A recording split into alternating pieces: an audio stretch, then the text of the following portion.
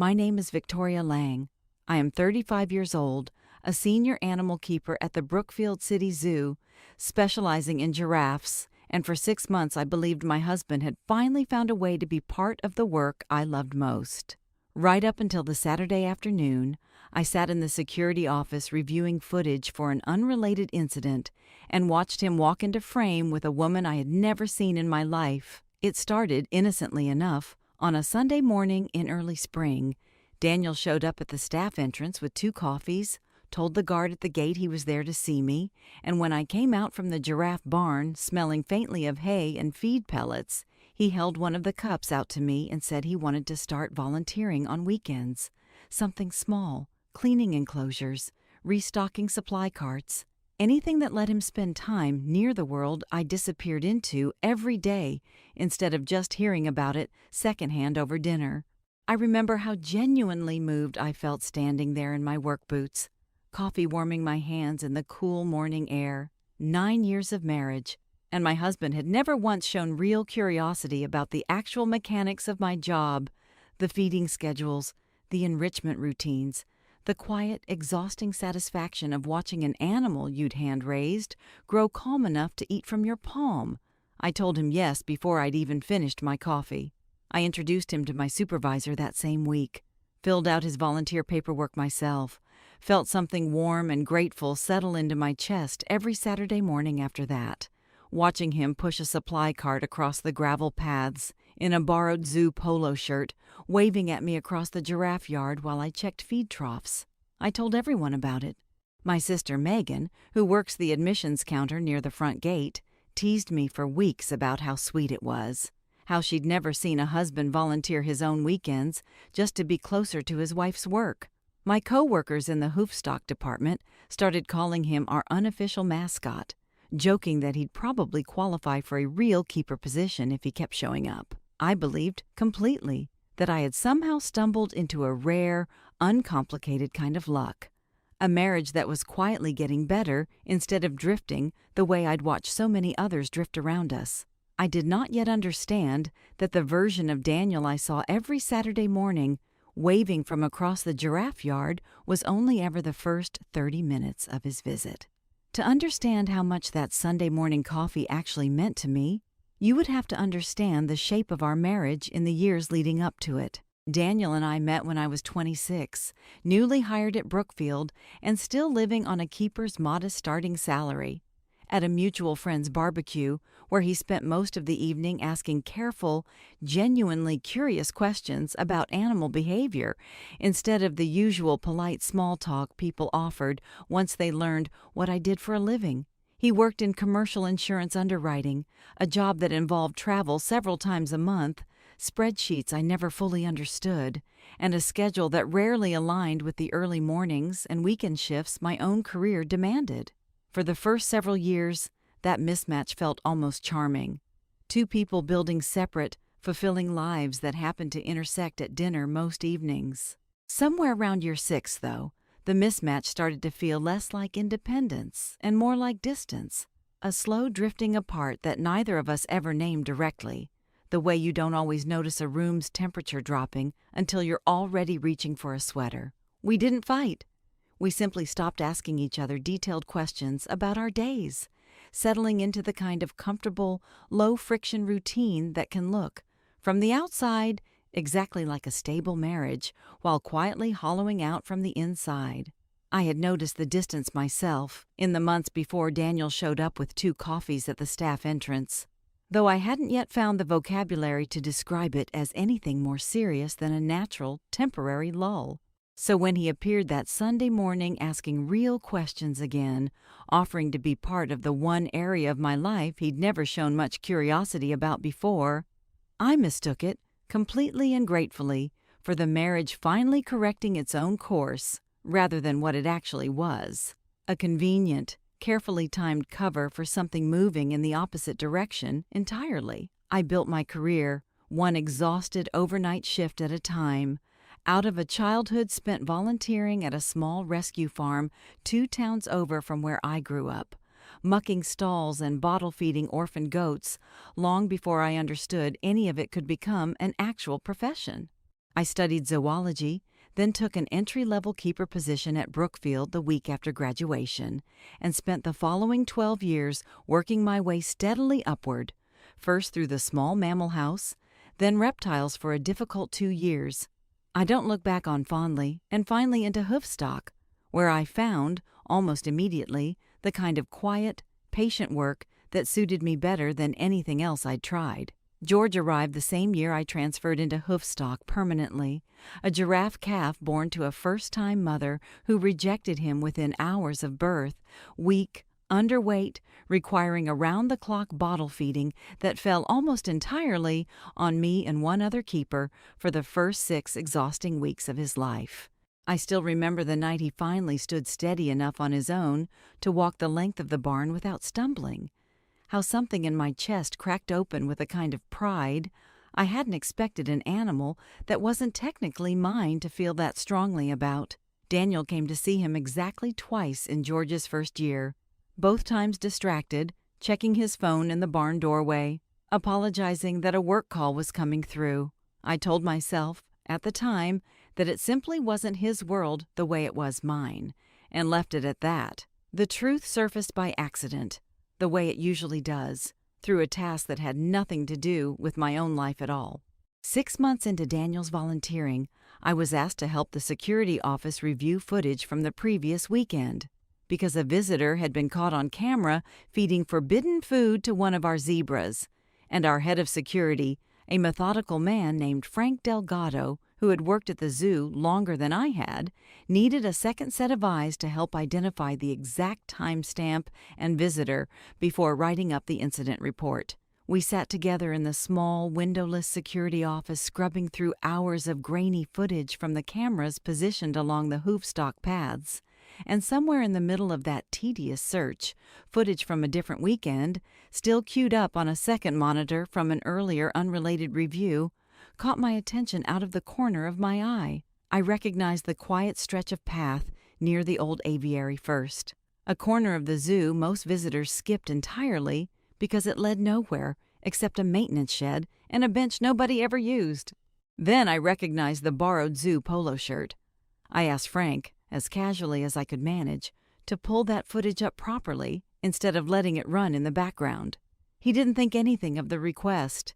He simply clicked over, apologizing for the interruption, and there, time-stamped from 3 Saturdays earlier, was my husband standing close to a woman I had never once seen before, her hand resting against his chest, his head bent toward hers in a way that had nothing to do with cleaning enclosures or restocking supply carts. I sat very still in that dark little office, watching 2 people who thought no one was ever going to review this particular stretch of unremarkable footage, and felt something in my chest go completely, dangerously quiet. Frank noticed my silence and glanced over, then back at the screen, his expression shifting slowly from confusion to something more careful once he understood what he was looking at. "Victoria," he said quietly, "is that—" "I need to see more of this," I said, my voice steadier than I felt. "Please, just pull up whatever other Saturday footage exists from that same path." To Frank's credit, he didn't ask why immediately, and he didn't try to talk me out of it either. He simply reopened the archive system and let me search alongside him, my own zoo credentials granting me legitimate access to exactly the kind of records that would have taken a stranger weeks and a subpoena to obtain. I had spent 9 years believing my husband's Saturday volunteer shifts were the most honest 30 minutes of our week. It took less than an hour, sitting in that office with Frank, quietly pulling files while pretending not to watch my face, to understand how wrong I had been. The pattern, once I started actually looking for it instead of accepting the surface version of events, was almost embarrassingly consistent. Daniel arrived every Saturday morning, exactly on schedule, waved to me across the giraffe yard exactly like clockwork, spent roughly 30 minutes pushing his supply cart along visible paths where staff and visitors alike could see him being helpful. Then, without fail, sometime between 11 and 11:30, right around when I moved to the far side of the property for the giraffe feeding rotation, he would disappear from every camera along the main paths and reappear, almost always, near that same quiet stretch by the old aviary, where the woman was already waiting for him, I recognized her eventually, on the fourth Saturday's footage, when the camera caught her face clearly enough in better lighting. She wasn't a stranger who had wandered in from nowhere.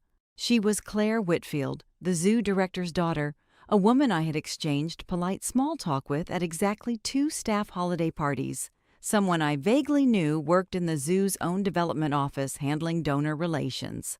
Someone whose father, Gerald Whitfield, happened to be the exact person currently deciding which of 2 internal candidates would be promoted to head curator of hoofstock at the end of the season. I was one of those 2 candidates. I sat with that detail for a long time after Frank finally, gently, asked if I wanted him to stop pulling footage, understanding, without either of us needing to say it out loud, that whatever I did next was going to be complicated by far more than a broken marriage. I did not confront Daniel that day.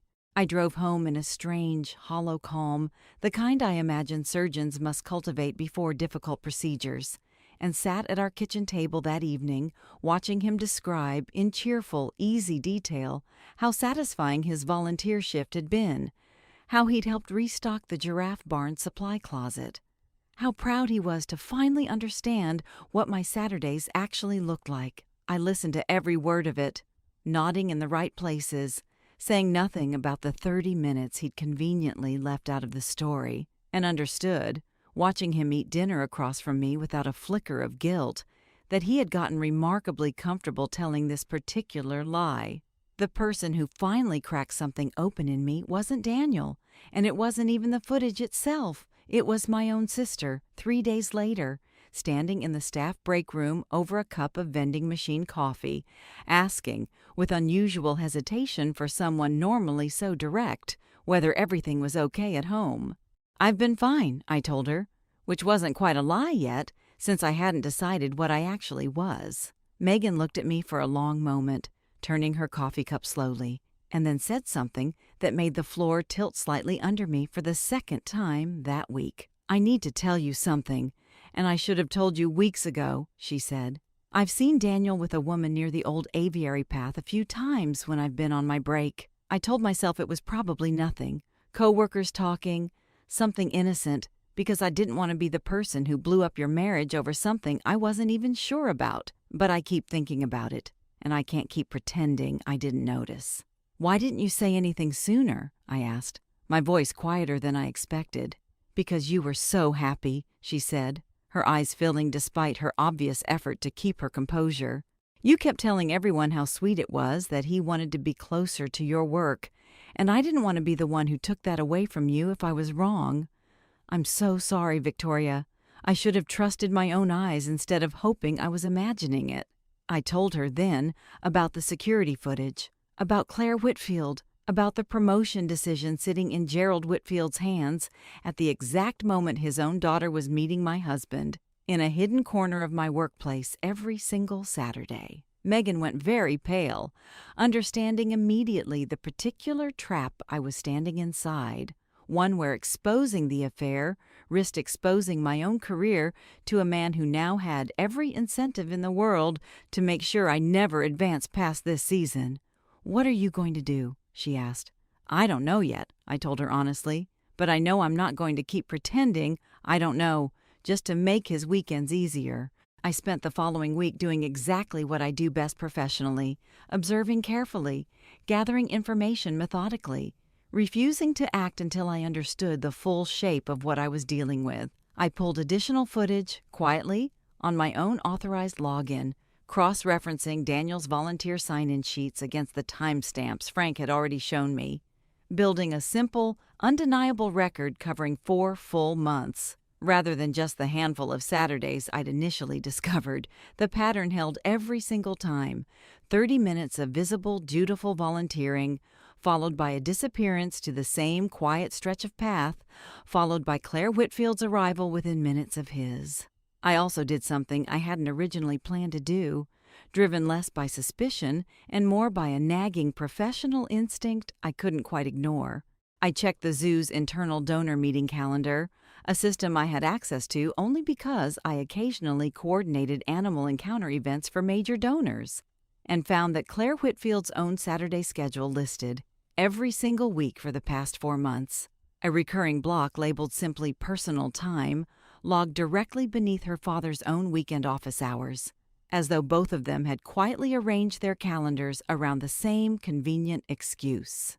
I cross-referenced that against the zoo's visitor parking system as well, another access I had only because of my encounter event coordination duties, and found Claire's vehicle registered in the staff overflow lot every Saturday morning at almost exactly the same time Daniel's volunteer sign-in sheet showed his arrival, always parked in the far corner near the maintenance gate rather than the closer staff spots most employees preferred, a small, deliberate detail that told me this had never once been accidental proximity. I printed each piece separately, dated it, and built a single folder that required no interpretation at all, only a chronological reading. I requested a private meeting with Gerald Whitfield the following Monday, not to accuse him of anything, since I had no evidence he knew what his daughter was doing, but because I understood, strategically, that whatever happened next needed to happen with him hearing it directly from me, rather than through zoo gossip that could spiral into something far messier and far more damaging to my own reputation. Gerald's office overlooked the reptile house, a corner room with better light than most administrative spaces in the building, and he greeted me warmly, clearly expecting a routine conversation about the head curator decision he already knew I was waiting on. I laid out what I had found calmly, methodically, the same way I would present a health assessment on an animal under observation, sliding across a simple printed summary of dates and timestamps without a single accusation embedded in the language itself. Gerald's face changed slowly as he read through it, his easy professional warmth draining into something tighter and more careful. "Victoria," he said finally, setting the paper down, "I want to be honest with you. I had no idea about any of this. But I also need you to understand the position this puts me in. Claire is my daughter. If this becomes public, it damages her reputation here just as much as it damages your husband's. And quite honestly, it complicates the optics of promoting you into a senior position while a personal conflict involving my own family is unfolding in the background. I'm not saying that to threaten you. I'm saying it because I think we both need to think carefully about how this gets handled." I understood exactly what he was doing. Dress carefully in the language of mutual caution rather than outright pressure, and I recognized, sitting across from him, that I was being offered an unspoken trade. Stay quiet, let the promotion decision move forward without complication, and this entire situation could simply dissolve into something handled privately, away from staff gossip and public embarrassment for everyone involved, including him. "I need a few days," I told him, and left his office without agreeing to anything.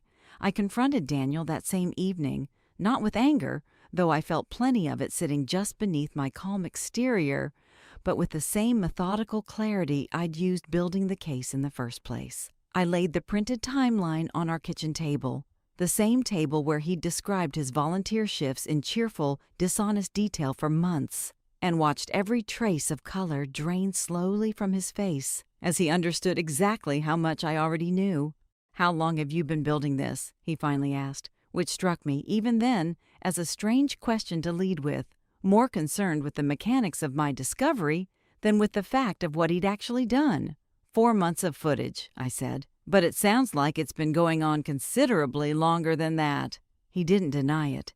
He sat there silent, and eventually admitted that it had started nearly a year earlier. At a donor event, I'd been too busy with a difficult animal birth to attend that the volunteering had never really been about me at all. Only a convenient, almost audacious cover that let him see her every single week under the guise of supporting my career, in the one place he correctly guessed I'd never think to look closely enough to catch him. "You used my own job as your alibi," I said, and something in my voice finally cracked slightly, not into tears, but into something harder, more focused. "You didn't just betray our marriage, Daniel. You used the one thing I love most as the exact place to hide it in." He didn't have an answer for that. He rarely did, for anything, once the careful version of events he'd built finally collapsed. "Was any of it real?" I asked him, quieter now, the anger momentarily giving way to something closer to genuine confusion. The coffee that first Sunday, asking Frank about the giraffe feeding schedules, telling my mother at Thanksgiving how much he'd learned about hoofstock nutrition, was any single part of the last 6 months about actually wanting to be closer to me, or was I just the last person in the building who hadn't figured out what your Saturdays were really for? I don't know how to answer that in a way that doesn't sound worse than staying quiet, he admitted, which was, in its own strange way, the most honest sentence he'd offered me all evening. Then don't answer it, I said. I think I already know.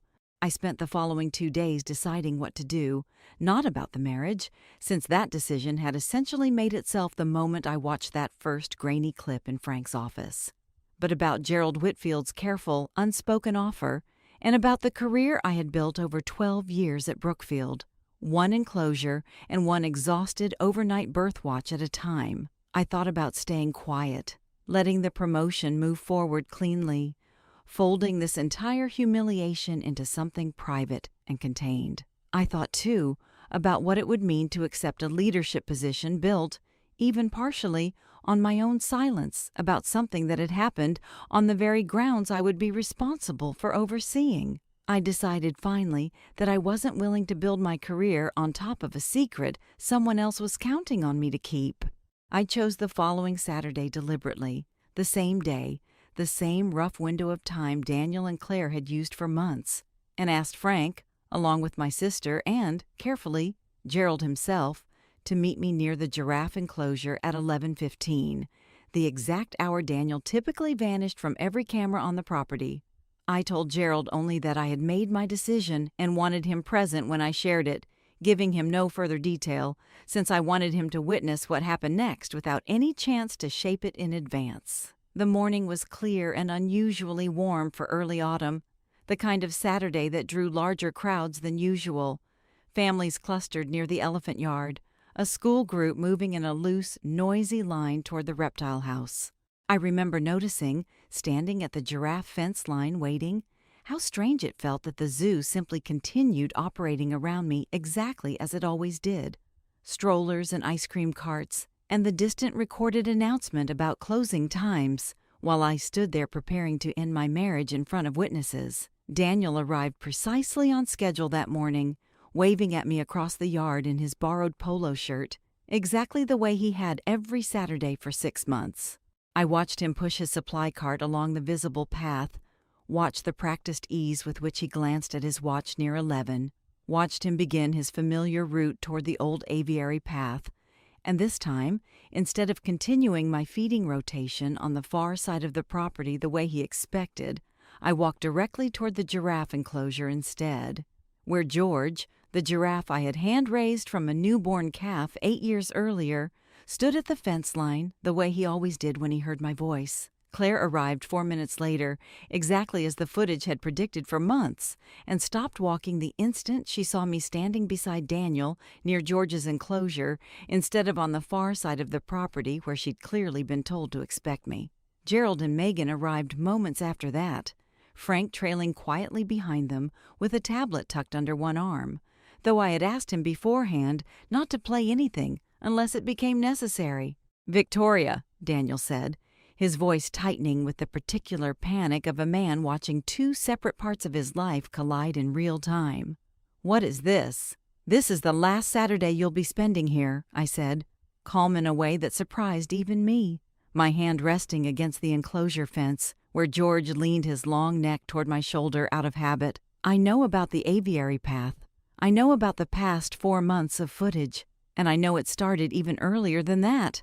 At a donor event I missed, because I was busy doing the job you apparently decided to use as cover for all of this." Claire's face went white, her eyes darting immediately to her father, who stood very still, his expression unreadable in the particular way I imagine directors learn to manage difficult board meetings.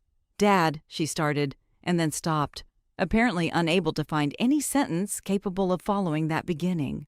I turned to Gerald directly, keeping my voice level. "I'm not asking you to discipline your daughter for her personal choices," I told him. What happens between two adults isn't my business to punish, but I am telling you, in front of everyone here, that I won't accept a promotion built on the understanding that I'll stay quiet about something that happened on zoo property, using zoo resources, under the cover of a volunteer program I personally vouched for. If that cost me the position, it cost me the position. I'd rather leave Brookfield with my integrity intact than run a department while pretending I don't know exactly how compromised the last 6 months have been.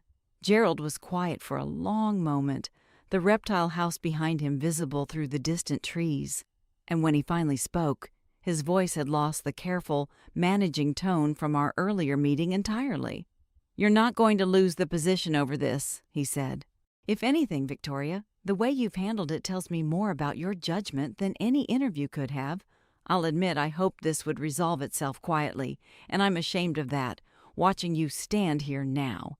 That was my failure, not yours." Daniel, standing several feet away, still holding the handle of his supply cart like a man who hadn't yet processed that his cover story had permanently ended, tried once more. "Victoria, can we please talk about this somewhere else? Not here, not like this."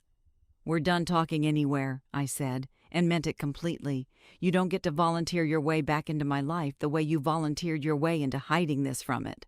He left the enclosure area a few minutes later, Claire following at a distance behind him, neither of them speaking to the other, both apparently understanding, without needing to be told directly, that whatever private arrangement had sustained their Saturdays for months had just ended in front of enough witnesses that pretending otherwise was no longer an option. The weeks that followed were not simple, though they were, in their own strange way, clarifying. I filed for divorce the following Monday, using nothing more dramatic than the same printed timeline I'd shown Gerald, which turned out to be more than sufficient documentation for a straightforward, uncontested proceeding, since Daniel, to his limited credit, didn't attempt to fight any part of it once the truth was already sitting in front of everyone who mattered. Gerald Whitfield did, in fact, promote me to head curator of Hoofstock 3 weeks later, a decision he made publicly enough and transparently enough that no one on staff ever whispered the word favoritism the way I had privately feared they might. He called me into his office to deliver the news personally, rather than sending it through the usual paperwork channel, and told me, somewhat awkwardly, that watching me choose honesty over convenience that Saturday morning had taught him something about leadership he intended to think about for a long time, an admission I hadn't expected and didn't need, but appreciated anyway. Claire resigned from the development office within the month, taking a position at a different institution 2 states away, and though I never spoke to her directly again, I heard secondhand that she had told a mutual coworker she was grateful, in an odd way, that everything had finally come out into the open instead of continuing to quietly poison every Saturday she spent pretending nothing was wrong. Megan and I grew closer in the months after, not distant the way I might have expected after her initial silence, but closer in the particular way that comes from finally speaking every uncomfortable truth out loud instead of managing it quietly around each other. She apologized more than once for waiting as long as she did to say something, and I told her, honestly, that I understood exactly why she'd hesitated, because I had spent months managing my own doubts the same careful, protective way, right up until the footage made silence impossible to sustain any longer.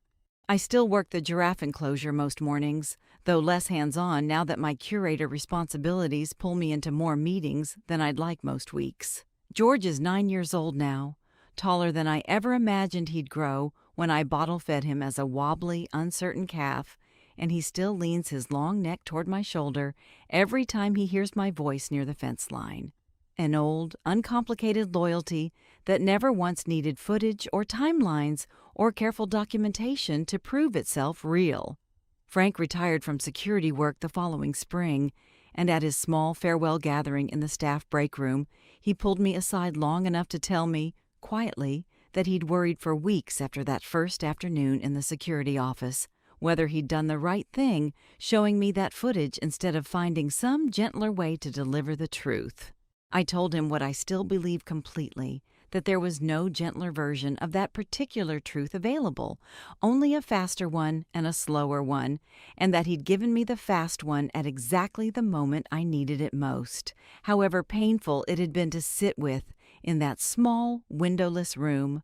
Megan and I grew closer in the months after, not distant the way I might have expected after her initial silence, but closer in the particular way that comes from finally speaking every uncomfortable truth out loud, instead of managing it quietly around each other. She apologized more than once for waiting as long as she did to say something, and I told her, honestly, that I understood exactly why she'd hesitated, because I had spent months managing my own doubts the same careful, protective way, right up until the footage made silence impossible to sustain any longer.